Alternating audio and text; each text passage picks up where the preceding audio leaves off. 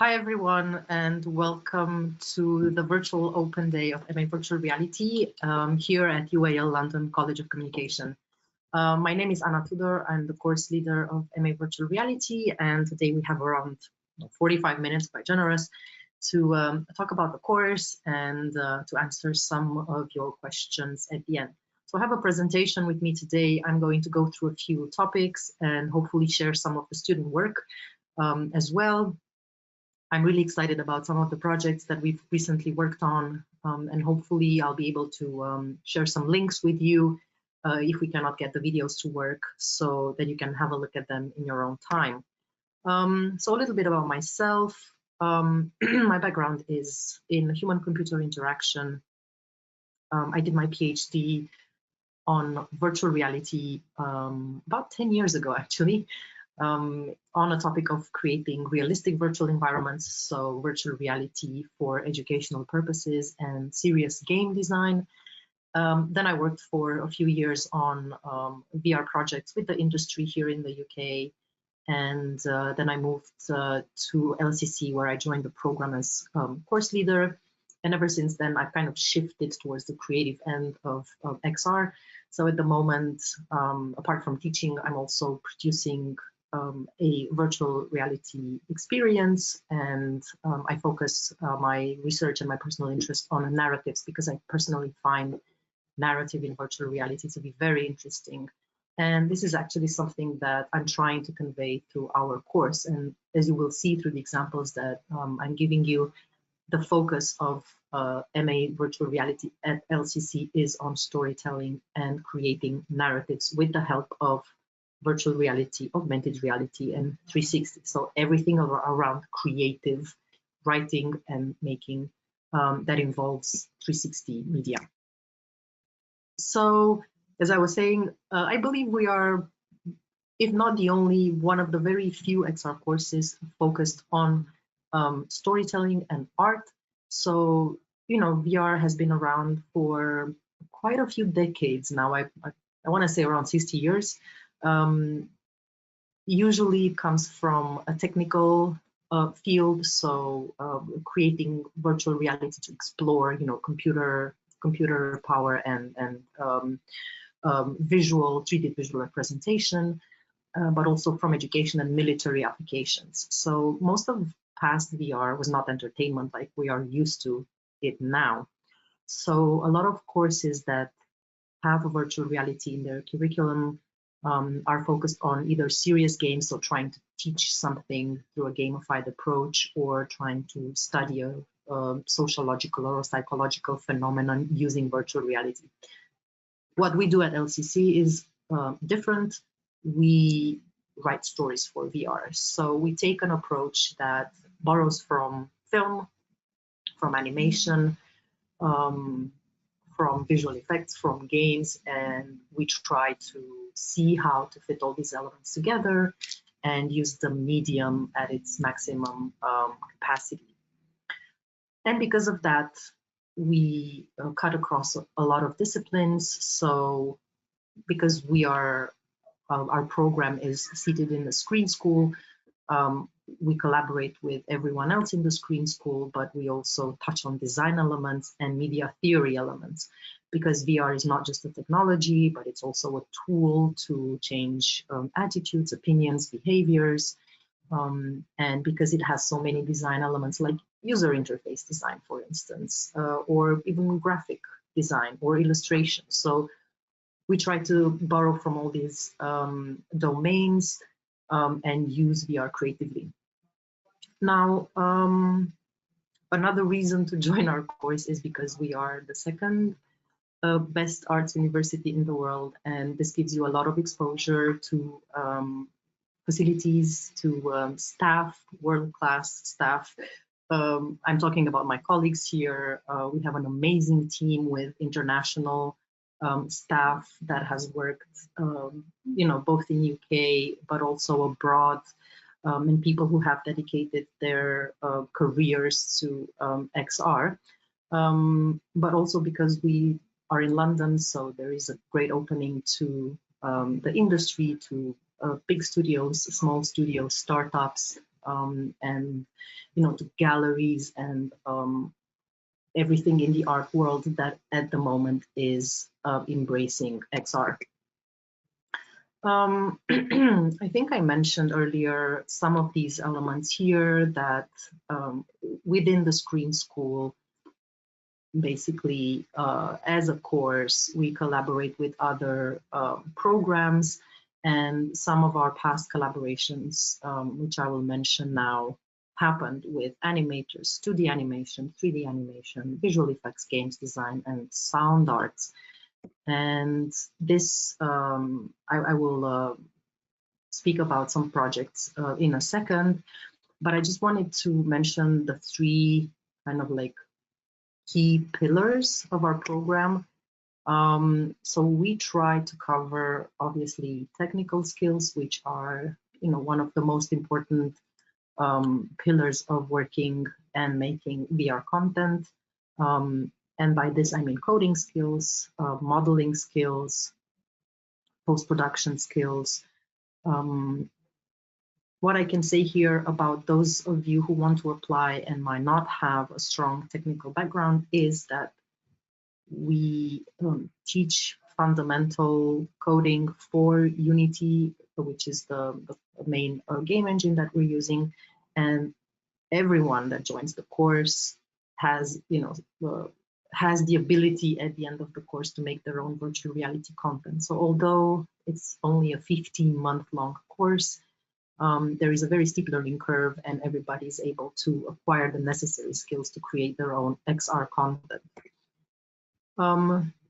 The other pillar is creativity. So we encourage students to do research in other associated fields. As I was saying, films and games, these are some the most popular resources where we look at. We try to imagine how a film would look in VR. We try to imagine how a game that you play, like a platformer game, for instance, would look in VR, and how would the story or the action of that particular experience translate into the 360 space.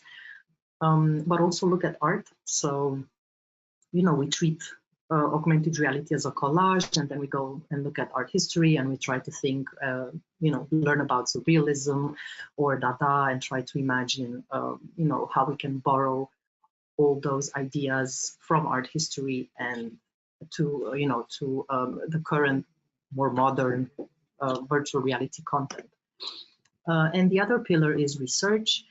We're not just doing VR art for the sake of it. We also try to see if we're doing it right.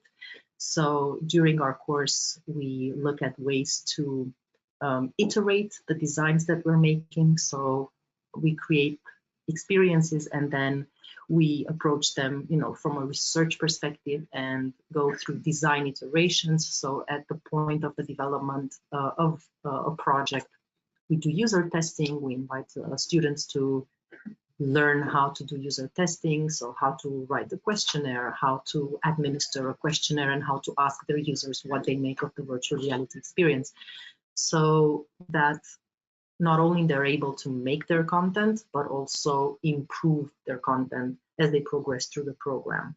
So it's quite a lot to cover, but slowly and steadily, students go through this, and at the end, as you will see in some of the examples, they create amazing work, which is not only highly technical, but also very creative, and which has been tested. So we can say that, its quality has been improved through testing.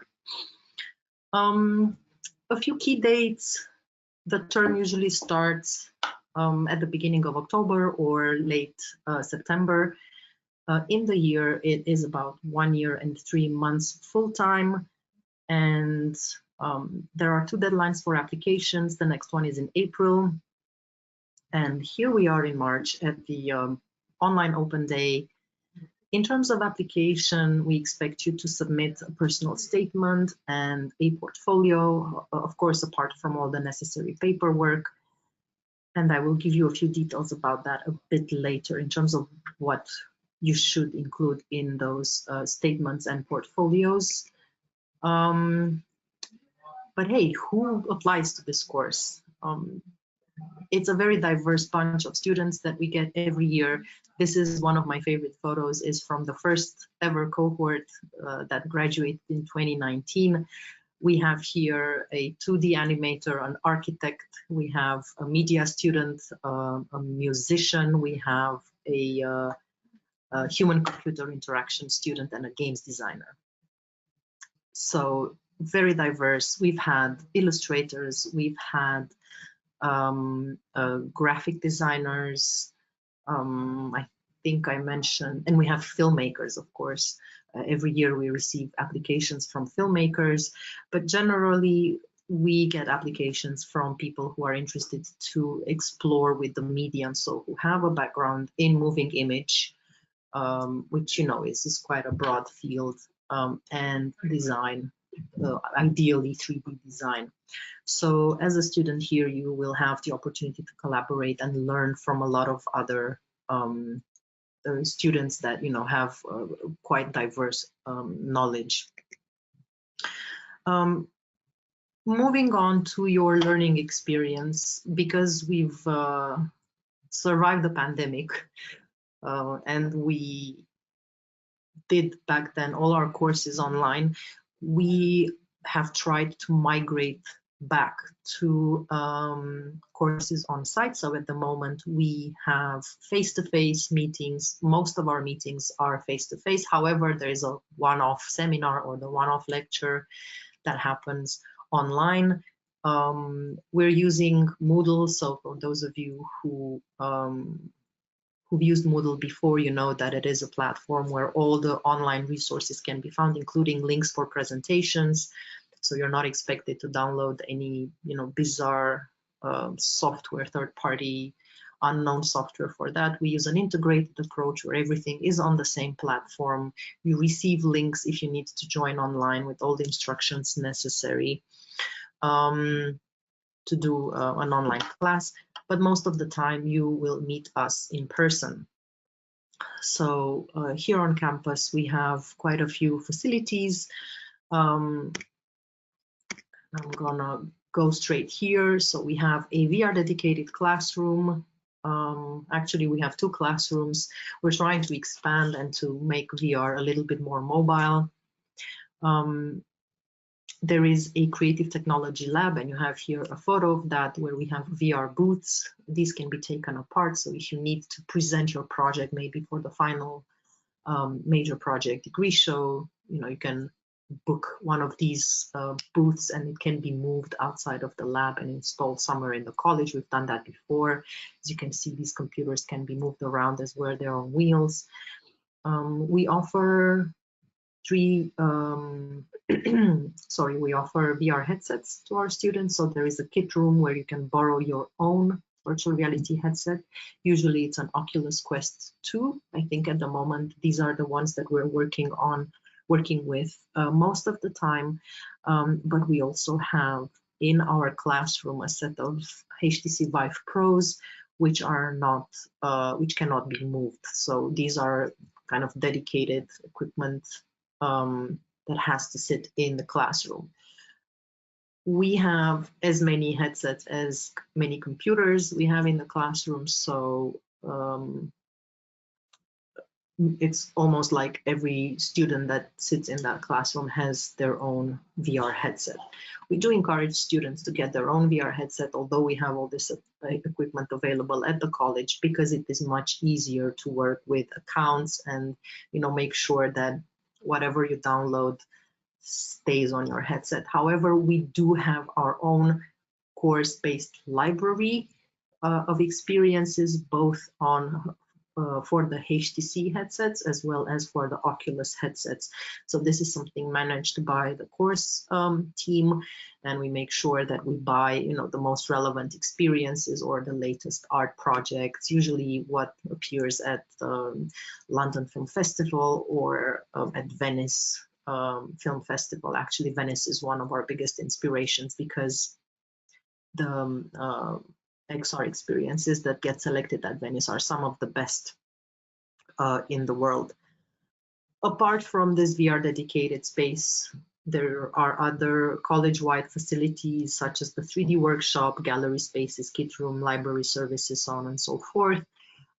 I would say some of the interesting and more relevant ones for us is the 3D workshop, because some of the students make virtual reality projects for the headset, but they also want to connect those 3D experiences with a physical object. So we have actually a project coming up, is going to be submitted tomorrow. Tomorrow is the deadline for the collaborative unit.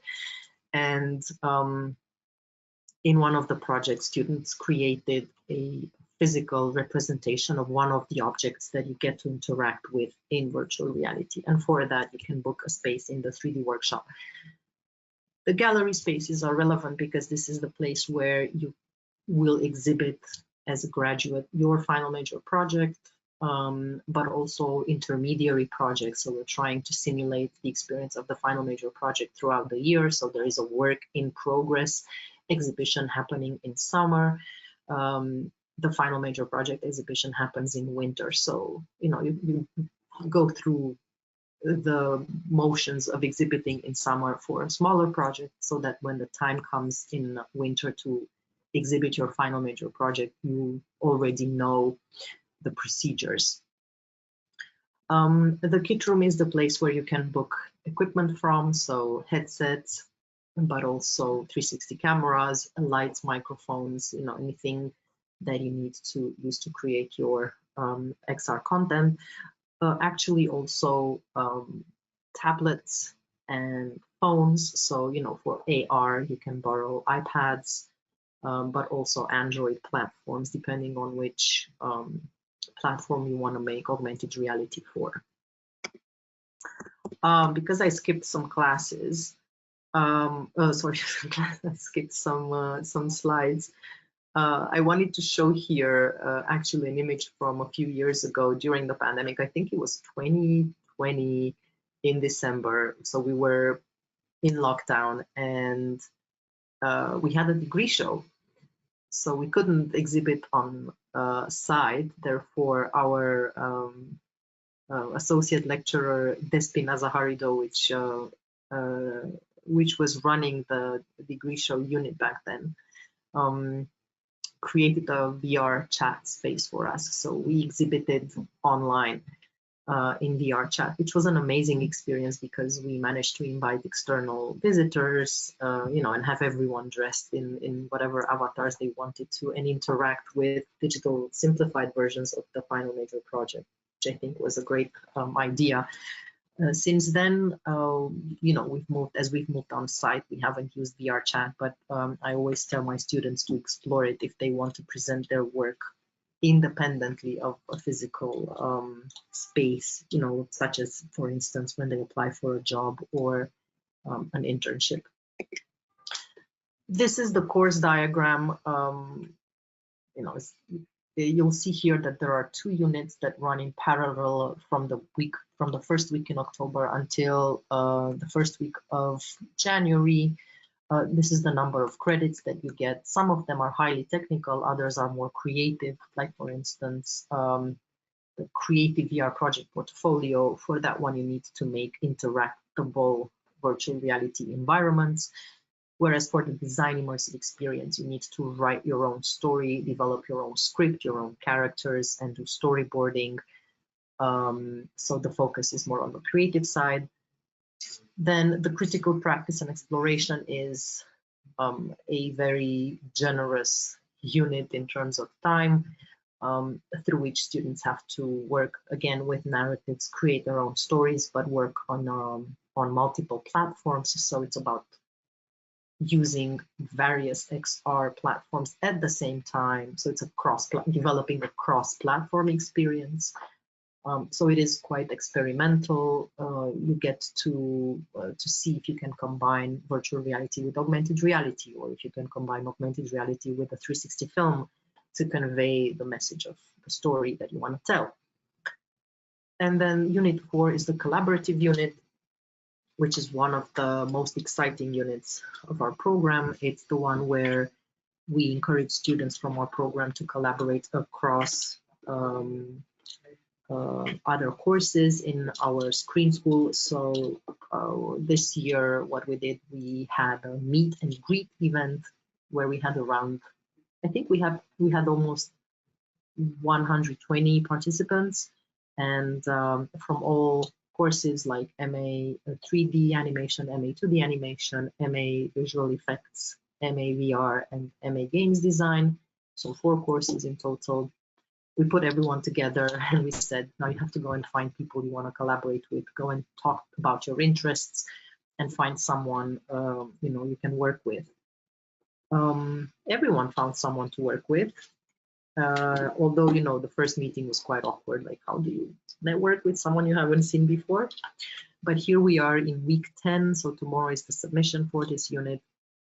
And we have some amazing projects. I will speak in a bit about some examples from the past. And then at the end of the summer term, which is in July, we start the final major project. We do a bit of this until the end of July, and then we take a break until October. So the final major project continues until, I believe, the beginning of December. So most of the work happens independently over the summer. When we come back in autumn, there's just a little bit of time to catch up with tutorials and supervised workshop time where we invite students to come and chat with staff, if they need any technical support or if they need any support with their thesis writing. So we try to balance independent work with supervised work. And then prepare for the degree show, which happens usually at the beginning of December. All right. This is our current staff at the moment. We have 2 XR lecturers, Jean, who is specialized in teaching coding fundamentals for Unity, which is, he has a broader approach. So basically you start with learning how to move in Unity first, using the keyboard, right? So we go back before learning VR. Eric Fanganel comes in when we start using virtual reality. So after you learn the basics, a little bit of the basics of Unity, then we focus on Unity for virtual reality with Eric. And Herman is our associate lecturer who has, who does supervised workshop time support. So he's there to answer usually all sorts of questions that students might have. Apart from this staff, we have other people come in to teach more specialized skills, such as, for instance, this year we have a visiting practitioner who is delivering a series of lectures on augmented reality. So he focuses on developing augmented reality projects. I think we work with AR Foundation this year. Then we have another associate lecturer who delivers content around 360 filmmaking. So this staff, varies from year to year depending on how we approach the technology. And then apart from that, we have all sorts of visiting lecturers, external collaborators, people who come to who exhibit at festivals. Last year we had a French creative who exhibited at London Film Festival, and she came to present her work in our class. And we're hoping to get more people from Venice, hopefully, fingers crossed. All right, moving on to collaboration. This is an example of a collaboration with a gallery that happened in 2019.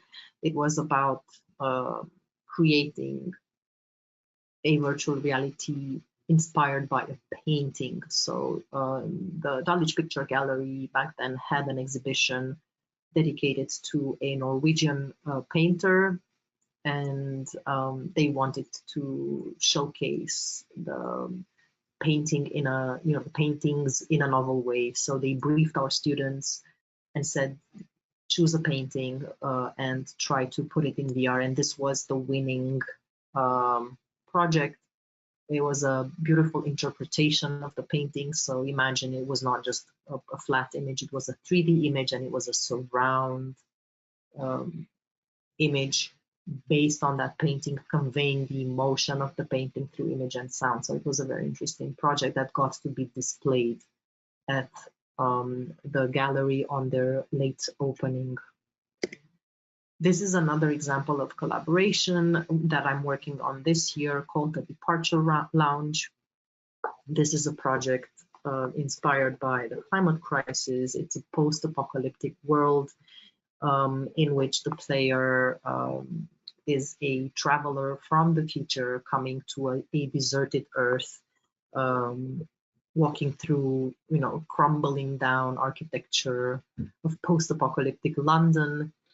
And as they explore spaces, they come across two skeletons, and through the story, they discover who these skeletons are.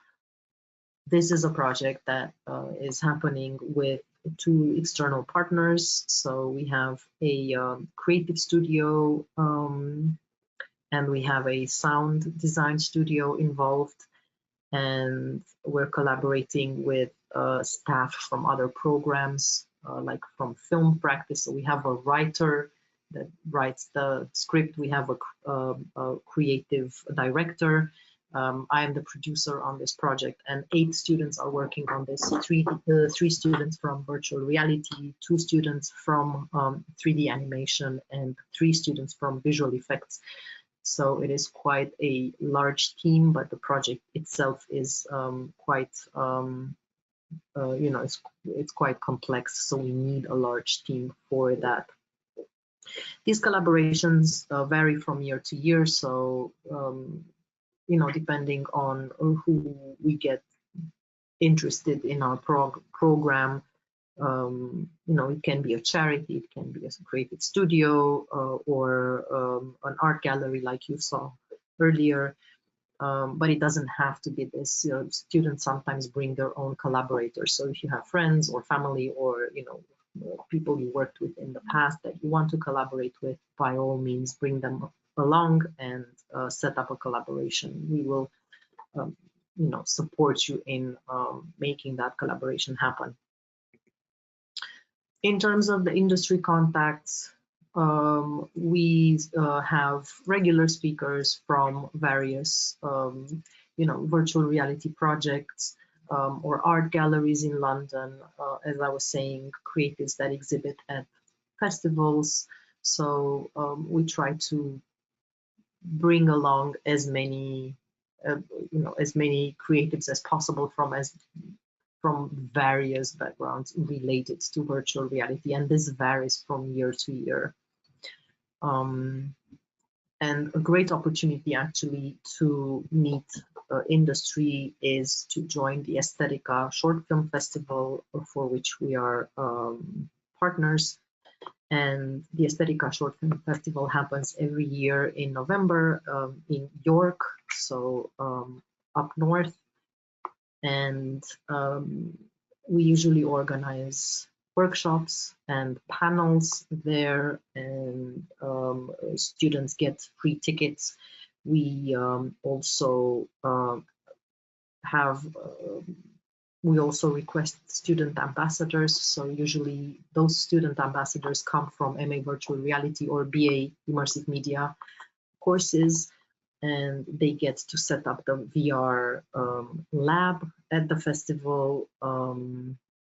They get involved with prepping the lab, with helping people get into the headset at the event, and help with the panels, help with the workshops that we organize there. And it is a great opportunity to just network with people and meet all sorts of creatives. So this is a festival that lasts for about a week, so there's a lot of opportunity for networking, and not just with VR, but because it is a short film festival, it has filmmakers and sound designers and basically everyone involved in moving image.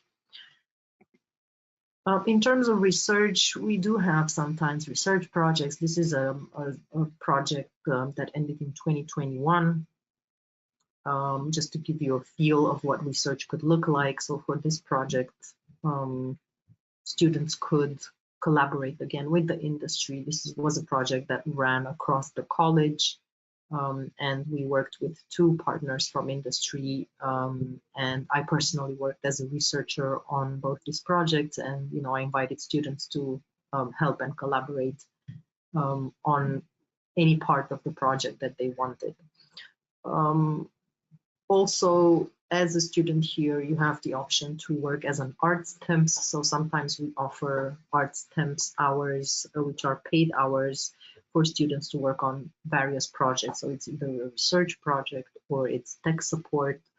So if you're interested in getting more than just a student experience and a learning experience, you can choose to work as an arts temps on the course or in our broader program, and get that work experience as well, depending, of course, on what you're interested in. But there are quite a few opportunities every year.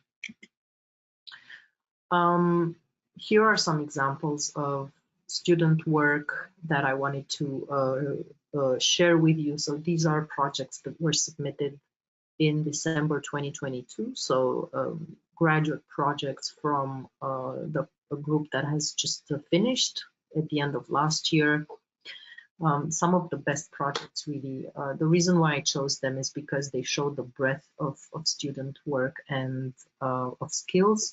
So unfortunately, I understand from my colleague that we can't play videos, but because I wanted to show you a screen grabs, but I can show you the blogs of those students. And if you're interested, I can share the blog links with you in the chat at the end. So one of them is called Melomaniac, and it is about a concert in virtual reality, so inspired by Ariana Grande.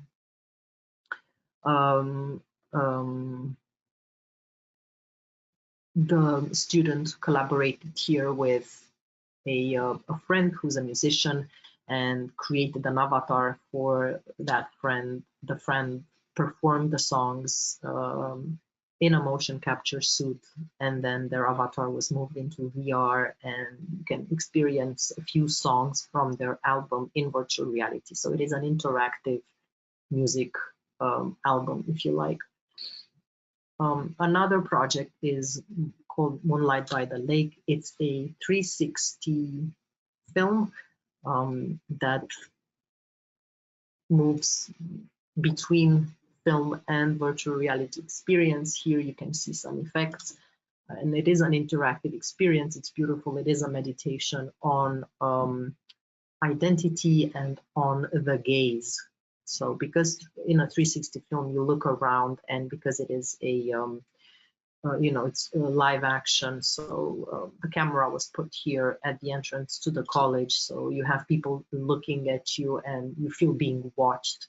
So it is quite an interesting experience, and it was inspired by a very personal daydreaming fantasy.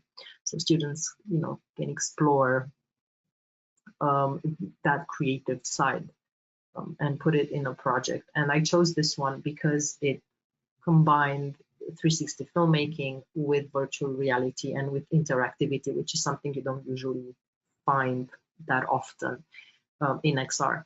And the third project is called Inside a Looking Glass, and it's a collaborative game. So you have 2 players. This is one player here. You see here at the back another player's hands and head. It is a sort of an escape room type of game in which there are 2 parallel worlds reflecting basically they're symmetrical, and you have to collaborate with the other player to figure out what you need to do in order to prevent a rip in space and time. We've had art projects as well in the past. We've had a heart surgery simulation. So, everybody kind of chooses what they want to work on for the final major project. Our job is to help them give them the technical and the theoretical support for that. So the brief is quite open. You only have to submit a piece of interactive work, and it can be anything. But we've seen, diverse projects, and usually it is games, or art projects or serious games. Another example that we've had last year was a playground, which I found very, very interesting. So imagine going to a playground and instead of going on a seesaw, you go on a train that flies through the universe. So the student took a very creative approach on what makes a playground and how can you as an adult go into a playground in a virtual space and do things that you wouldn't otherwise be able to do in real life. These are some examples from the past. We've had here at the bottom, you see a screenshot from an experience in which the users are flying.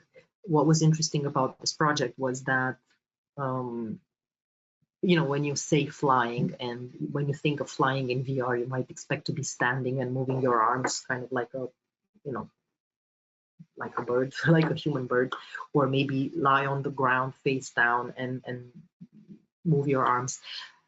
What the student did was completely different. So he managed to simulate flight in virtual reality by lying on your back. So being totally comfortable on the floor with a pillow under your head. And the image basically was turned upside down. So as you were lying on the ground, the image in VR was as if you were flying in the air. So it was a very nice experimental piece on how to represent flight. So different means of navigation through virtual reality. And here we had this person, this animated character comes from a project on lucid dreaming. So again, a very personal experience. One of our former students was an active lucid dreamer, so he wanted to recreate that feeling in VR of having control over your own dream in VR. And the project here with the orange head was about glitches. So the student here created an application, a VR app that was full of glitches, and she wanted to explore, how glitches, how intentional glitches can have meaning and how they can be enjoyable in a VR experience. The VR experience was really absurd. It was funny.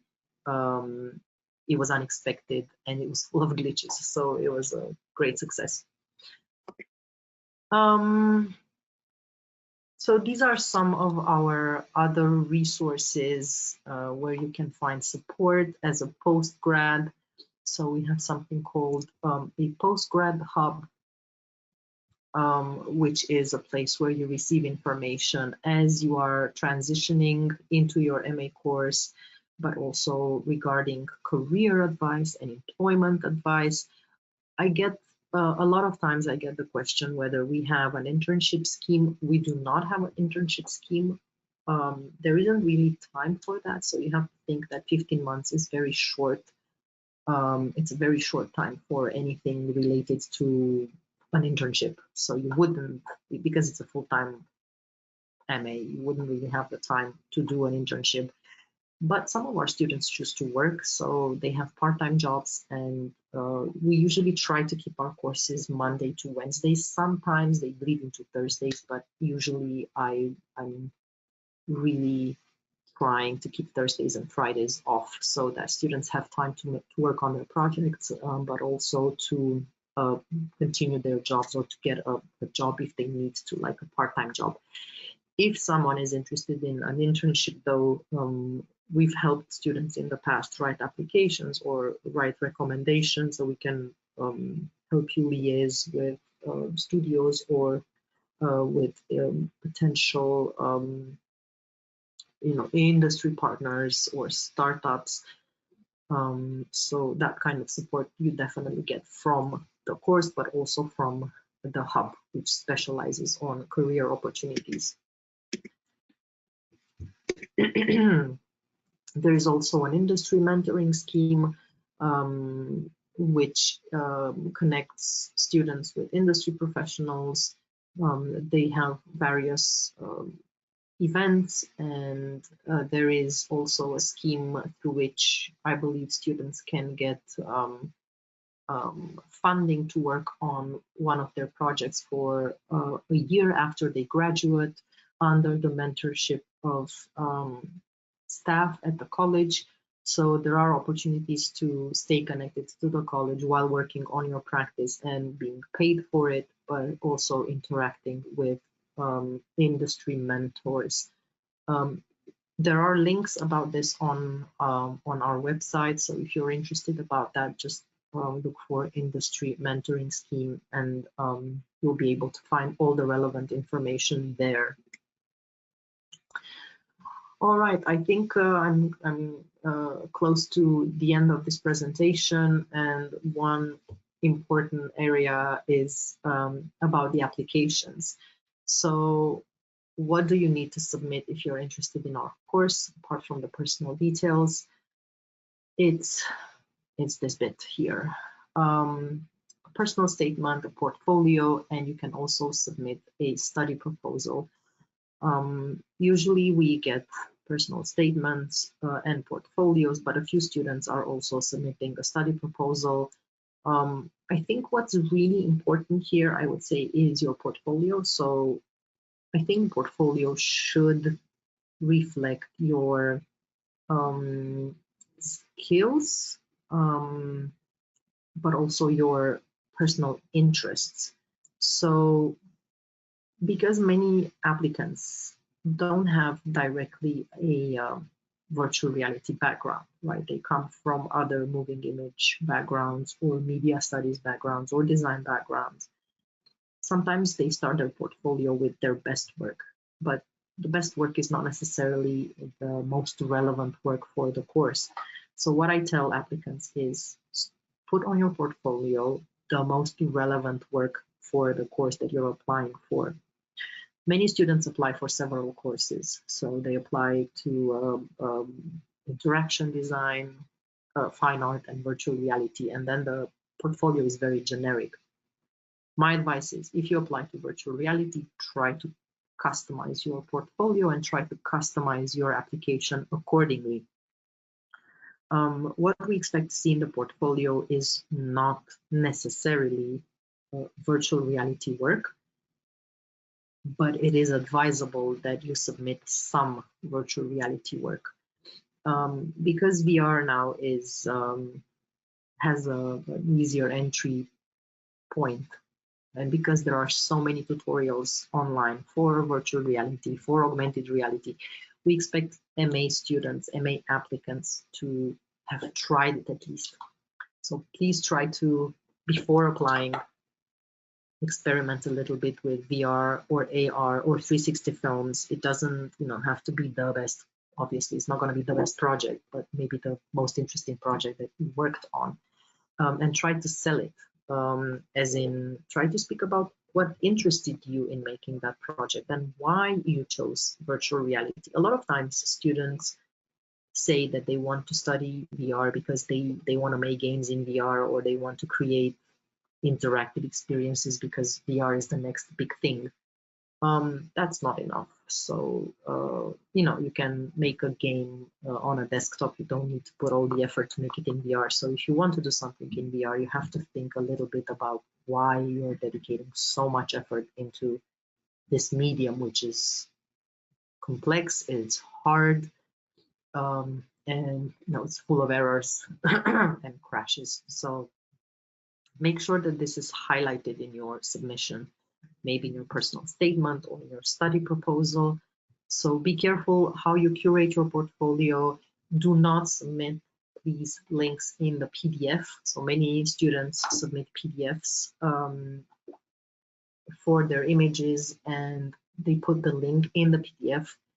That makes it impossible for us to open the link. So if you have links to your work, please put them as text. Do not submit them in the PDF. Again, be careful with the hierarchy of your portfolio work. Start with the most relevant XR work that you have. Do not start with your favorite project and end with a VR project, because that's just going to show that you're not trusting yourself enough to apply to this course. And we want to see that you're confident and that you're excited about this course.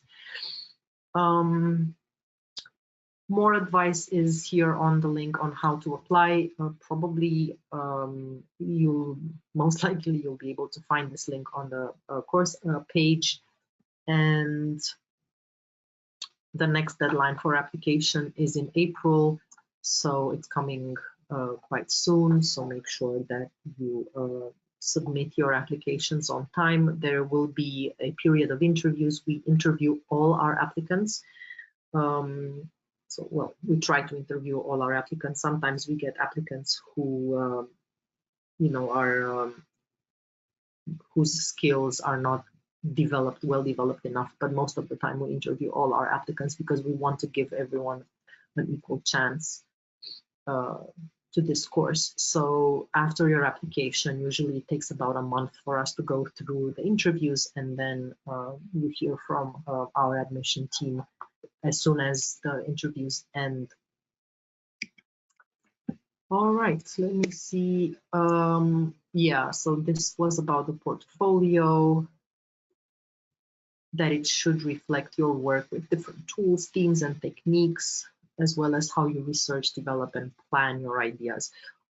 What interests me most really is your excitement about virtual reality, and the ideas that you have.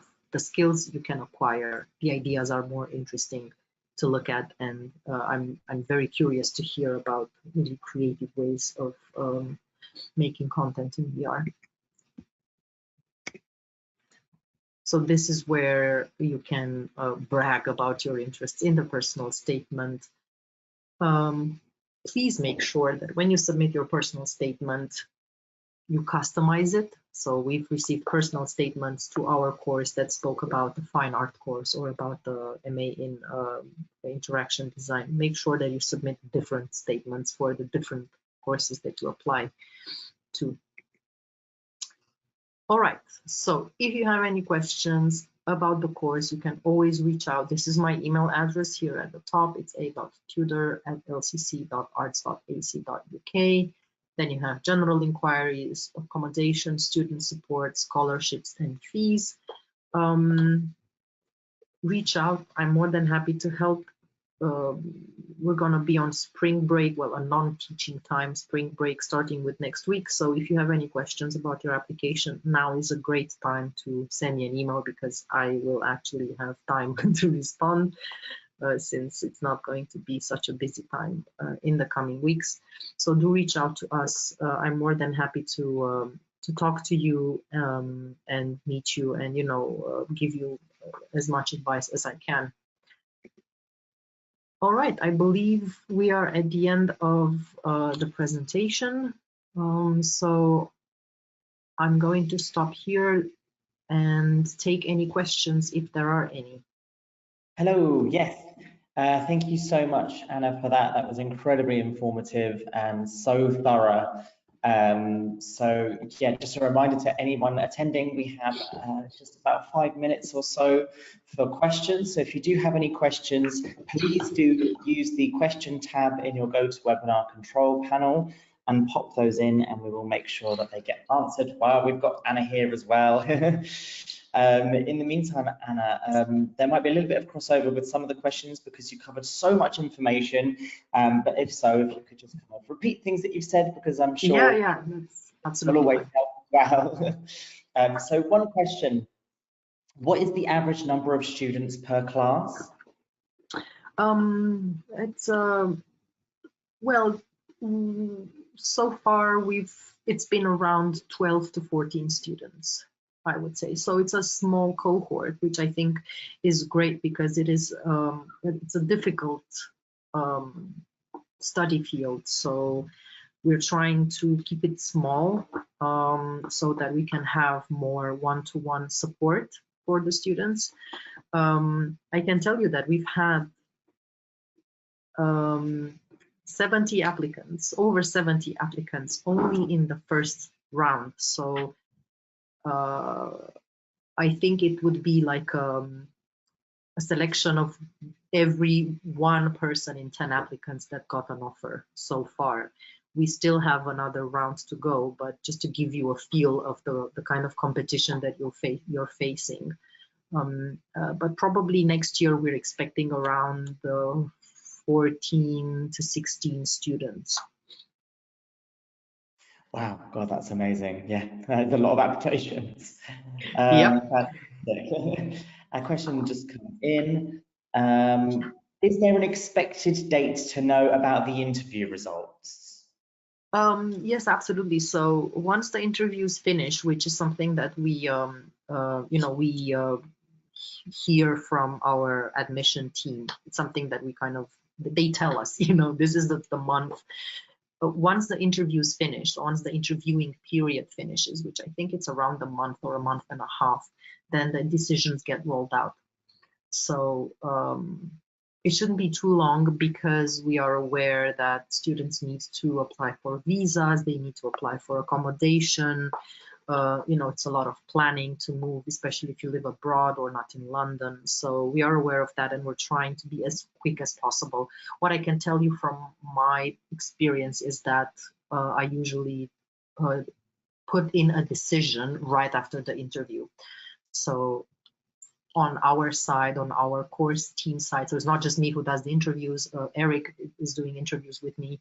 So we try to give an answer as quickly as possible after the interview, because the process is as follows. We review your application, we invite you for an interview, we have the interview, then we talk to each other, we look at the application again, and then we make a decision. And then it's in the hands of the course admin team, admission team, to roll out the results, but they usually know that it's time sensitive, so they try to move as fast as possible. Fabulous, thank you very much. Is there any technical skills you would recommend having before the start of the course? Yes, I think obviously having tried Unity for virtual reality or modeling skills. So either one of these is good, or if you're not a Unity user or a modeler, maybe try some augmented reality, Spark AR or Lens or any other AR apps, like Adobe Aero. Just try and experiment a little. Or 360 camera. So use a 360 camera, use Adobe Premiere to put it in, have a look at it, just have a feel of how the tech works. Technical skills really is a key to the course, but it's not a veto for who joins the course or not. So we've had very good students who had no Unity skills at all. So one of the best projects of the course was of this student who was a 2D animator.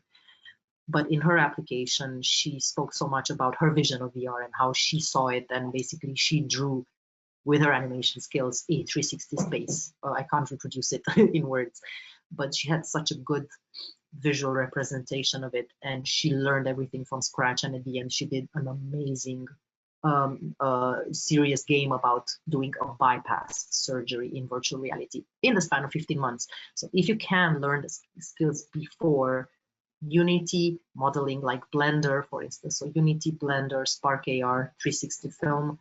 If you can't any of these, then at least familiarize yourself with the tools, and try to create your portfolio in a way that reflects your intention of what you want to do in VR. Lovely, thank you very much. Can students explore applications outside of creative fields, such as healthcare, business, or educational applications for VR? Yes, absolutely, absolutely. So this is these kind of projects can happen during the critical practice unit, which is one of those big units in the summer, around between January and July, where you can experiment with any kind of application of VR. So if you want to do healthcare or education, by all means, there is space for that, of course, and also for the final major project. So we had students who did a student who did a VR application for lessons for children with autism in VR. So they could use VR to match words with pictures, and it was tailored to the needs of autistic children. She spoke to teachers educating autistic children, and then with autistic children themselves, and then she created this experience. Then there was the bypass surgery. So serious games, we always have serious games. We had an experience of someone who wanted to present how people with visual impairment see. So they used shaders and they used visual effects to recreate, the impaired vision of various people. So there is a space for that. Of course, we're not forcing you to do only creative work. There is space to explore serious games as well. Lovely, thank you very much. Is it possible to get feedback in case an application is rejected? Yes, absolutely. Yeah. So I've done that in the past. Students can reach out, and I'm happy to give them feedback. And also during the interview, if there is time for a bit of feedback, students ask me what I think about their portfolios, and I give them feedback on their portfolio. If you get rejected, usually I respond, and I can give you resources. I've shared with students book titles or journal articles. And advise them, if you're really interested in this course, go and read this and try to apply next year. That's excellent. Thank you so much. That looks like all of the questions, which is just right on the half-hour mark, which means we've been an hour. If anyone does have any further questions, just a reminder that to please do drop us an email on any one of those email addresses. We'd be more than happy to get back to you with your answers. Otherwise, thank you so much, Anna, for your time and your expertise and the fantastic presentation. And I will conclude this webinar. Best of luck to anyone applying. Thank you very much. All right. Thank you very much for joining us today. Thank you. Thanks for organizing this for us. All right. Bye-bye. No problem.